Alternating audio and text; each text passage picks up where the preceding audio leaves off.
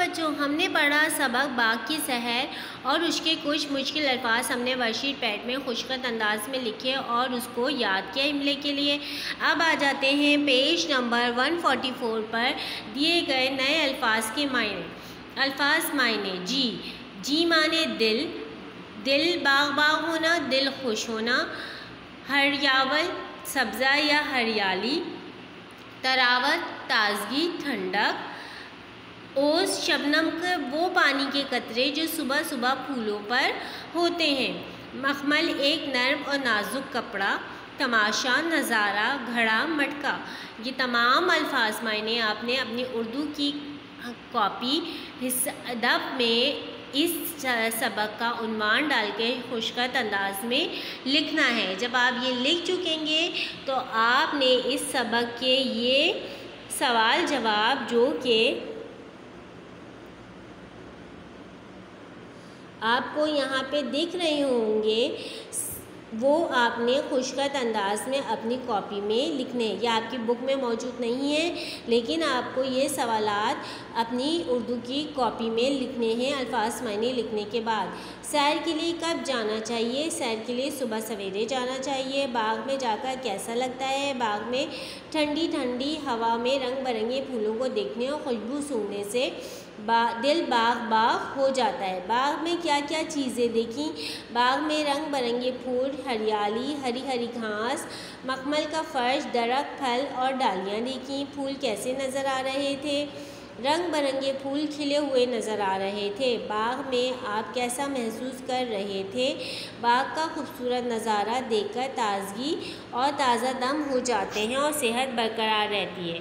अब यहाँ पे कुछ किताब का काम भी नज़र आ रहा होगा जो कि मैं अभी आपको अच्छे से समझा देती हूँ कि आपने वो किताब का काम किस तरह करना है। तो आ जाते हैं सफ़ा नंबर 145 पर सरगर्मियाँ। नए अल्फाज और इनके मायने अपनी कॉपी में खुशखत कीजिए और इनकी इमला याद कीजिए। ठीक है, वो तो हमने अपनी वर्कशीट पैड में कर लिया है।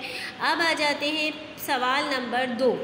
जुमलों को दुरुस्त तरतीब से दोबारा लिखें। आपने इसी बुक में यहाँ पे आज की डेट डाल के लिखना है। अली है मेरा सबसे अच्छा दोस्त। अब इसका सही जुमला क्या होगा? अली मेरा सबसे अच्छा दोस्त है। इस तरह अपने जुमले की तरतीब दोबारा से दुरुस्त करनी है और नीचे दी हुई लाइन पर लिखनी है। मैं हूँ करता काम अपने सब। मैं अपने सब काम करता हूँ। बड़े डॉक्टर अब्बू हैं मेरे। मेरे अब्बू बड़े डॉक्टर हैं। मिलकर आओ हैं आग मचोली खेलने। आओ मिलकर आग मचोली खेलते हैं। ना जाओ बंदा करीब के वरना ले काट। ना जाओ बंदा के करीब वरना काट लेगा। ठीक है, अब आप पेज नंबर 156 पर है फूल सुभान अल्लाह प्यारा कितना। सुभान अल्लाह फूल कितना प्यारा है। अब आ जाते हैं सवाल नंबर 3। दी हुई चीज़ों को बाग और कमरे जमात के खानों में तरतीब दीजिए। घंटी, फूल, ठंडी हवा, उस्ताद, चौक, सब्ज़ा, झूले, परिंदे, दरख्त, बस्ता, तख्ता, सियाह माली, झाड़न, किताब, तालाब, तितलियाँ। यहाँ 2 आपके कॉलम बना दिए गए हैं और उनमें उन्वानात लिखे हुए हैं। एक में लिखा है बाग और एक में लिखा है कमरा जमात।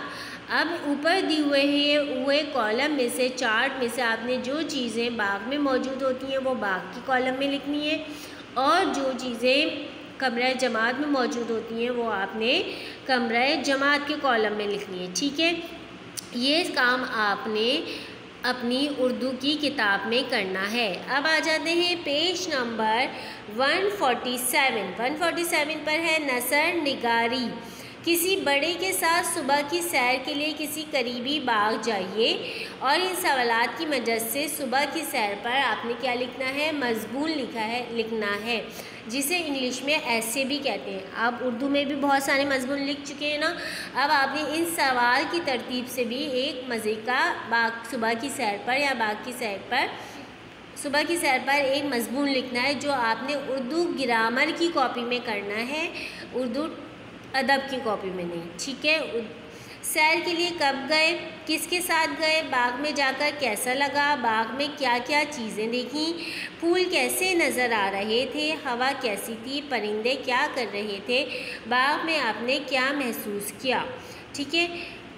जवाबात को तरतीब से अपनी प्यारी सी लिखाई में खुशखत अंदाज में कीजिए। आपने तमाम चीज़ें सवालों के अंदाज में नहीं लिखनी, जैसे एक पैराग्राफ लिखते हैं ना हम ऐसे का यानी मजमून का, उस तरह आपने इन सवालात के जवाब उस तरह मजमून की सूरत, पैराग्राफ की सूरत में लिखनी है। और ये सारा काम आपने किस में करना है, उर्दू ये काम आपने सफ़ा नंबर 147 का काम आपने करना है उर्दू ग्रामर की कॉपी में, मजमून बाग की सैर का उन्वान डालकर, ठीक है। अभी हमारा ये सबक कंप्लीट नहीं हुआ, मुकम्मल नहीं हुआ, ये जारी है।